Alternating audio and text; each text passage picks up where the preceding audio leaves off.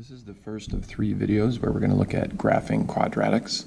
This first one is we're going to do vertex form. And in vertex form, it kind of tells us like a transformation. So usually y equals x squared starts in the middle. This will move us to the right. If it's minus, if it's plus, it's going to move us to the left. This will move us up if it's plus, if it's minus, it's going to move us down. And then this a value tells us how to grow. So I'm going to do this one as an example, and then you can go ahead and do this one. So the first thing we remember is we kind of look at the 3 pieces in here. So this is going to move us left, and this is going to move us up. But this negative in the front is going to flip us. Okay? And since that's a negative, and it's where a is, we can say that a equals -1. All right. Next, we're going to record the vertex. So usually, y equals x squared is in the center, has the vertex at 0, 0, but we're going to go left 1 and then up 9. So 1, 2, 3, 4, 5, 6, 7, 8, 9 to here. And then we can record the vertex. Like that. Notice how these two are opposites, but these two are the same. All right. Now, since this has an a value of -1, we're going to grow down. And we're going to grow down normally. So out 1, down 1. So now we know the y-intercept is 0, 8. Out 2, down 4. And then out 3, down 9. And now we know the roots. So one root is -4, 0, and the other root is 2, 0. All right. Now, a little more challenging is to write the different forms.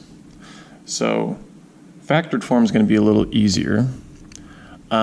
So factored form is, we're going to be looking at it a little bit later, but factored form looks like this. We need to know the a value and the 2 roots. So roots are going to always be the opposite of these 2 factors. So I can see my 2 roots, -4 and 2, so I know, but I have to do the opposites of those. So x plus 4 and x minus 2.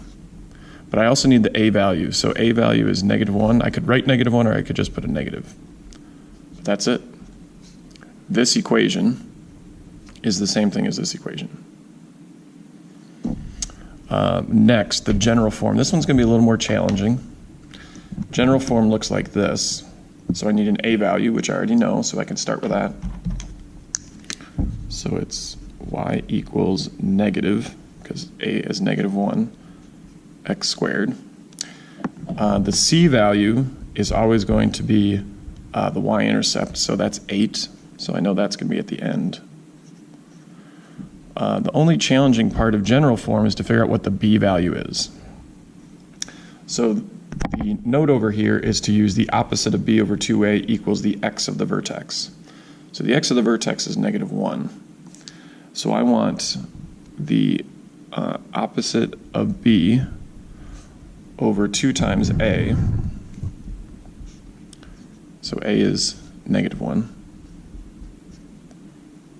to equal that -1. All right? So if I do 2 times -1, that's -2. If I want to undo division, I multiply. So then I'm left with -b equals -1 times -2 is +2. So if -b equals +2, that must be that positive b equals -2. So now I know what my b value is, so I can put -2 there. Okay. So next what I want you to do is this problem here. Everyone needs to be able to do this. If you want to go for an A in this class, you need to be able to convert from vertex form to factored and general form.